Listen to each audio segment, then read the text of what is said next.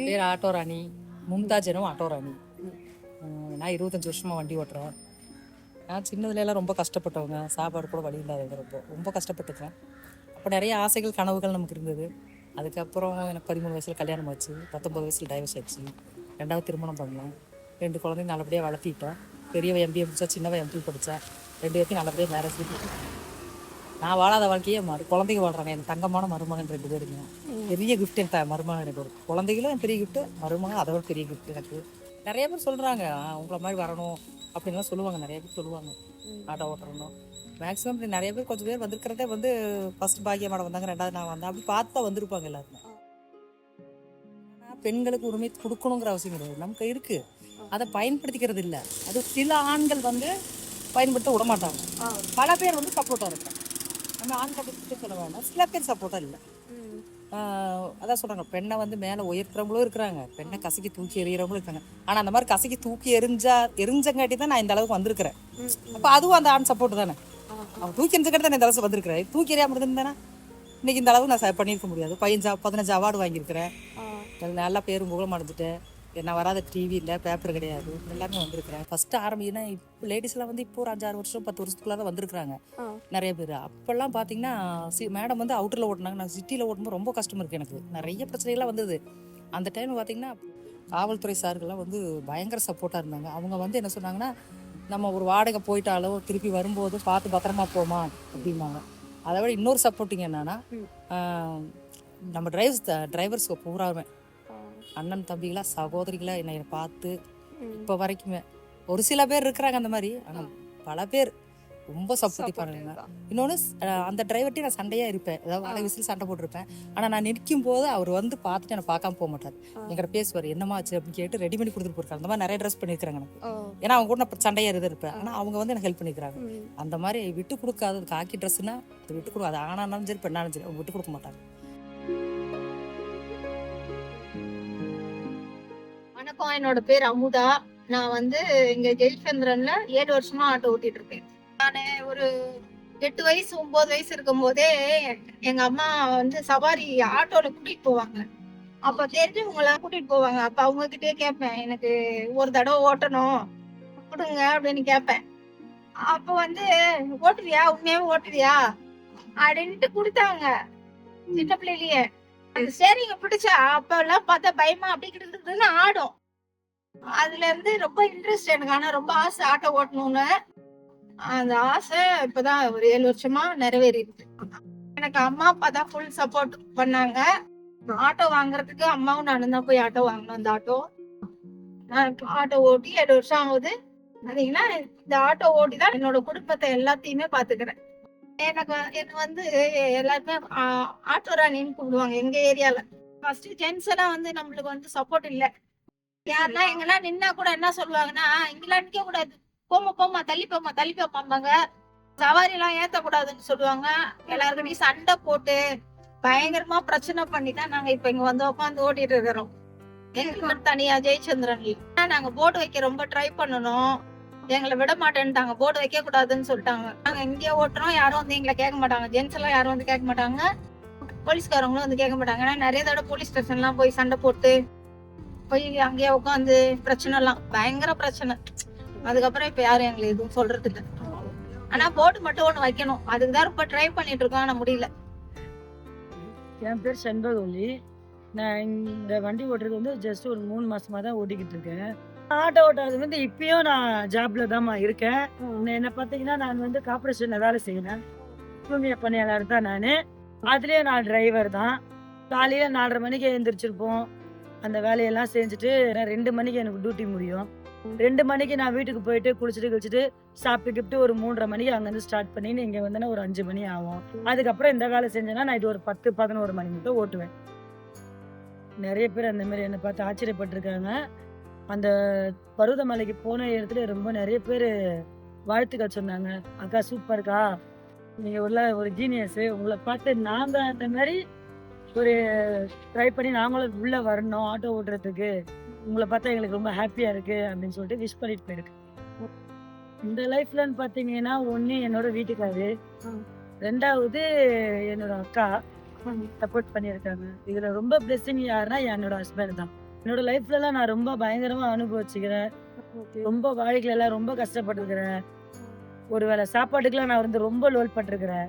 எனக்கு தூக்கி விட்டதே இந்த கார்ப்பரேஷன் வேலை தான் வந்து ஒரு வேளை நான் ஒரு வேளை நிம்மதியா இருந்திருக்கிறேன். வயிறு நிறைய சாப்பிட்றது போகும்போதெல்லாம் இருக்கும் வீட்டில். நிம்மதி கொடுக்குற இடம் எனக்கு கார்ப்பரேஷன் வேலை. லைஃப்ல எனக்கு செட்டில்மெண்ட் பண்ணியது எனக்கு அந்த வேலை தான். நான் விரும்பி ஏத்துக்கிட்ட வேலை அது எனக்கு.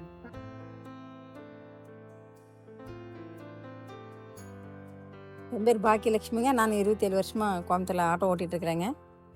நான் வந்து கட்டட வேலைக்கு போகும்போது 2 பிள்ளைங்களையும் சைக்கிள் உட்கார வச்சு ஸ்கூல் பேக்கெல்லாம் மாட்டி பக்கத்து வீட்டில் ஒரு குழந்தைய தூக்கி முன்னாடி உட்கார வச்சுட்டு மெயின் ரோட்டில் சைக்கிளில் போய் ஸ்கூலில் விட்டுட்டு வரும்போது அவங்க இருந்த அந்த ஸ்கூலுக்கு வர ஆட்டோக்காரர் என்ன சொன்னார், 3 குழந்தைங்க இத்தனை பேக்கெல்லாம் மாட்டிட்டு ஸ்கூலுக்கு இவ்வளோ இதாக மெயின் ரோட்டில் வந்து விட்டுட்டு போகிறீங்க, உங்களுக்கு திறமை இருக்குது, நீங்கள் ஆட்டோ ஓட்டி கூட ஈஸியாக கற்றுக்கலாம், நீங்கள் ஆட்டோ ஓட்டினீங்கன்னா நல்ல வருமானம் வரும், இல்லை வண்டி வாங்கி வாடகைக்கு விட்டால் கூட ஒரு வருமானம் வருனாரு. இது ஒரு நல்ல ஐடியாவாக இருக்குதுன்னு சொல்லி எங்கள் வீட்டில் பேசி அதுக்கப்புறம் அவர்கிட்ட ஒரு 3 நாள் ட்ரைனிங் போனாங்க. ஒரு லிட்டர் பெட்ரோல் அடித்து அந்த பழக்கத்தை வச்சே லைசன்ஸ் எடுத்து நம்மளை பார்த்து தான் அவங்கள பெருமைப்படுறா சந்தோஷப்படுறான்னு அவங்க சொல்லும்போது பார்த்திங்கன்னா நம்மளுக்கு இன்னும் கொஞ்சம் எனர்ஜிக்காக இருக்குங்க.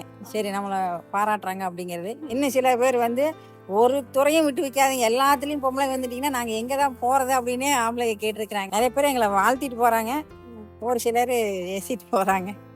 ஃபஸ்ட்டு வந்து பயந்தாங்க, அம்மாவெல்லாம் மோட்டார் தொழிலே வண்டியில் போகிறது அப்படின்னு ரொம்ப பயந்தாங்க. அவங்கள 3 மாதம் ஆச்சு கன்வின்ஸ் பண்ணுறக்கு. அப்புறம் எங்கள் வீட்லேயுமே வண்டிக்கு வந்த ஒரு சில லேட்டாக வராங்க அப்படி இப்படின்னு கொஞ்சம் இது இருந்துச்சு. இப்போ வந்து அட்ஜஸ்ட் பண்ணி இப்போ பிள்ளைங்க எல்லாமே 2 பிள்ளைங்க. ஒரு பொண்ணு MA BEd முடிச்சிருக்கேங்க, ஒரு பொண்ணு இப்போ தான் PhD முடிச்சு அப்படிங்க. 2 பேருக்கு மேரேஜ் ஆகி ஆளுக்கு ஒரு குழந்தை இருக்குது. அதனால் ஹாப்பியாக. என் பேர் மேகலா. நான் 6 வருஷமா வண்டி ஓட்டிட்டு இருக்கேன். நான் வந்து சொந்த ஊர் மதுரை. இங்கே வந்து கோயம்புத்தூருக்கு படிக்கிறதுக்காக வந்தேன். இங்கேயே லவ் பண்ணி கல்யாணம் பண்ணிட்டேன். ஹஸ்பண்ட் வந்துட்டு ஆட்டோ ஓட்டுறாரு. அவர் ஆட்டோ ஓட்டுறதுனால அதில் ஒரு இன்ட்ரெஸ்ட்டு. சின்ன வயசுலேருந்து வண்டி ஓட்டுறதுனா ரொம்ப பிடிக்கும். அதனால அப்படியே ஆட்டோ ஃபீல்டுக்கு அவர் கூடயே கற்றுக்கிட்டு நானும் ஆட்டோ ஃபீல்டுக்கு வந்து ஒரு 6 வருஷமாக ஆட்டோ ஓட்டிகிட்ருக்கேன். டைமு கஸ்டமர்லாம் ஏறிக்கிட்டு நம்ம அதுக்கான அமௌண்ட்டு கேட்டோம்னா எதுக்கு இவ்வளோ கேட்குறீங்க, நீங்கள் மட்டும்தான் ஜாஸ்தியாக கேட்குறீங்க அப்படிங்கிற மாதிரிலாம் ஒரு ஆர்குமெண்ட் வந்திருக்கு. அதுக்காக நாங்கள் கஸ்டமர்கிட்ட வந்து புரிய வச்சுருவோம். டீசல் ரேட் இவ்வளோ இருக்குது, இவ்வளோ கம்மியாக இருக்குன்னு புரிய வச்சோம்னா ஒவ்வொரு கஸ்டமர் ஓகே அப்படின்ட்டு சரிங்க பெண்கள் வந்து இவ்வளோ தூரம் முன்னாடி வந்ததுக்கே ஒரு வெல்கம் பண்ணுறோம், அதனால கேட்ட காசு கொடுப்பாங்க. சந்தோஷம்னு பார்த்தீங்கன்னா நிறைய கஸ்டமர் லேடி கஸ்டமர் வந்துட்டு நீங்கள் பெண்கள் வந்து எல்லாத்துக்கும் முன்னாடி வரணும், இவ்வளோ தூரம் வந்து நீங்கள் ஆட்டோ ஓட்டுறதே ரொம்ப சந்தோஷம் அப்படின்னு சொல்லி என்கரேஜ் பண்ணியிருக்காங்க. அப்புறம் ஸ்கூல் வாடகை நிறையா இந்த ஐடி கம்பெனிக்கு போகிறவங்க அவங்கெல்லாம் லேடிஸ் வேணும், நீங்களாம் இன்னும் நிறையா வரணும், எங்களுக்கு லேடிஸ்னால் சப்போர்ட்டாக இருக்கும் அப்படின்னு என்கரேஜ் பண்ணியிருக்காங்க. போகிறதும் சரி வரதும் சரி எல்லாம் ஒரு சேஃபாக தான் போயிட்டுருக்கேன். 6 வருஷமாச்சு, எந்த ஒரு இதுவும் இல்லை. அதுமாதிரி ஜென்ஸ் டிரைவருங்களும் எல்லாமே நல்லா ஹெல்ப்ஃபுல்லாக தான் பார்த்துக்கிறாங்க. ஏதாவது வண்டி பஞ்சர் ஆனாலோ வண்டியில் ஏதாவது ப்ராப்ளம்னாலும் அவங்க நின்று நம்மளுக்கு சரி கொடுத்து போகிற மாதிரி தான் இருக்குது. ஃபஸ்ட்டு வந்து எங்கள் அப்பாவை சொல்லுவேன் சரிங்களா. அவர் வந்து ரொம்ப கஷ்டப்பட்டவர், இன்னும் வரைக்கும் கஷ்டப்பட்டுட்டே இருக்காரு. நான் ஒரே பொண்ணு தான், எனக்கு ஒரு அண்ணா இருக்காங்க, அவங்களுக்கு வந்து மூளை வளர்ச்சி கம்மியாக இருக்காங்க. அதனால ஒரு பொண்ணாக தனியாக என்னை வந்து ரொம்ப பாசமாக வளர்த்தாங்க.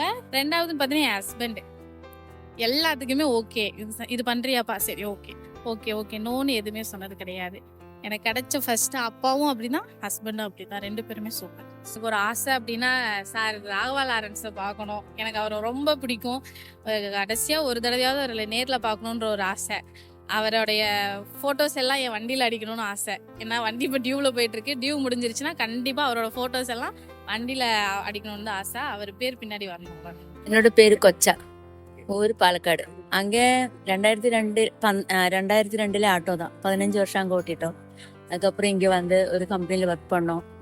அது முடியல எனக்கு இதுதான் எனக்கு ரொம்ப பிடிக்கும் இந்த ஃபீல்டு. ஃபர்ஸ்டெல்லாம் அம்மாக்கெல்லாம் ரொம்ப சங்கடம், ஏன்னா நம்ம பொண்ணு தானே, லேட்டெல்லாம் போனோம், அம்மா வழியிலே என்னை பார்த்துட்டே இருக்கும், ஏன் இவ்வளோ லேட்டாக வருதுன்னு அம்மா பாதி வழியில வந்து நிற்கும். அப்புறம் நான் இப்படி நிற்க வேண்டாம்மா நான் வந்துடுவேன் அப்படின்னு சொல்லிட்டு சமாதானப்படுத்திட்டு அதுக்கப்புறம் நான் அங்கே எனக்கு கொஞ்சம் டைம் சரியில்லை, அப்படியே அங்கே இந்த கேரளா விட்டுட்டு நான் அக்காவும் கூட்டிட்டு இங்கே வந்துட்டோம்.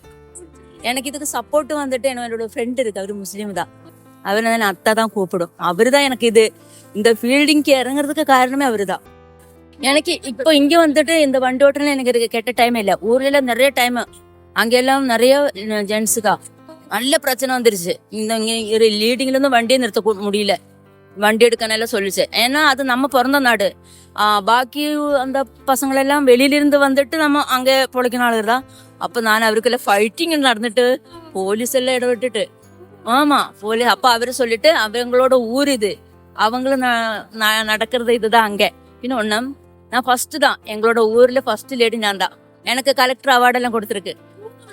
அங்கே போய் கலெக்டர் அவார்டு கொடுத்து ஃபர்ஸ்ட்ல நான் தான், கேரளாவில் ஃபர்ஸ்ட் லேடி நான் தான். அதுக்கப்புறம் ஒரு நூர்ஜஹானின்னு வந்துட்டு ஒரு அக்கா இருக்கு, அவருமே. எனக்கு இது ஒரு சந்தோஷமான இது. மகாலட்சுமி. என்னோட பேர் நித்யாதேவி. நான் 5 வருஷமா வண்டி ஓட்டிட்டு இருக்கேன். எனக்கு ரொம்ப சப்போர்ட் பண்ணது வந்து ஃபேமிலி மெம்பர்ஸ் எல்லாம் யாருமே கிடையாது. உண்மை சொல்ல போனால் அதுதான் வந்து உண்மை. ஃபேமிலி மெம்பர்ஸ் வந்து எனக்கு நான் கார் டிரைவிங் சொல்லி தரணும்னு சொல்லப்போ எனக்கு கூட பிறந்தவங்களும் யாரும் கற்றுக் கொடுக்கல, என்னோட அண்ணனும் கற்றுக் கொடுக்கல. எங்கள் வீட்டுக்காரரு வந்து சும்மா என்னால் முடியாது, வண்டி ஓட்டுற மாதிரி கிடையாது ஆட்டோ, அப்படியெல்லாம் கிடையாது அப்படின்னு தான் அவர் சொன்னார். என்னோட தன்னம்பிக்கையில் நானாக ஓட்ட ஆரம்பிச்சுக்கிட்டது தான் ஆட்டோ. மித்தபடி ரைடு பார்த்தீங்கன்னா கூட வரவங்களை பொறுத்து தான் இருக்குங்க. லேடிஸாக இருந்தால் நம்ம தைரியமாக போயிடலாம். ஜென்ஸை நம்பி நம்ம எங்கேயும் வெளியே போகிறதுக்கு இந்த காலத்தில் முடியாது. அதனால கொஞ்சம் பயமாக இருக்கு. இல்லை நானாக ஓட்ட ஆரம்பிச்சுக்கிட்டது தான் ஆட்டோ. 2 பேர் சப்போர்ட்டுன்னு சொன்னீங்கன்னா, நான் வீட்டு வேலைக்கு போனேன் அந்த ஐயா, அவர் பேர் மோகன். இன்னொரு பார்த்தீங்கன்னா பாக்யராஜ்னு சொல்லிட்டு அந்த அண்ணா, அவர் வந்து எனக்கு ஆட்டோ மித்ததுக்கெல்லாம் சப்போர்ட் பண்ணுறாரு. ஸ்கூல் வாடகை எடுக்கிறதுக்கு இதுக்கெல்லாம் வந்து பாக்யராஜ் அண்ணா, அவங்க 2 பேர் மட்டும்தான் எனக்கு ஃபுல் சப்போர்ட் ஆண்களில்.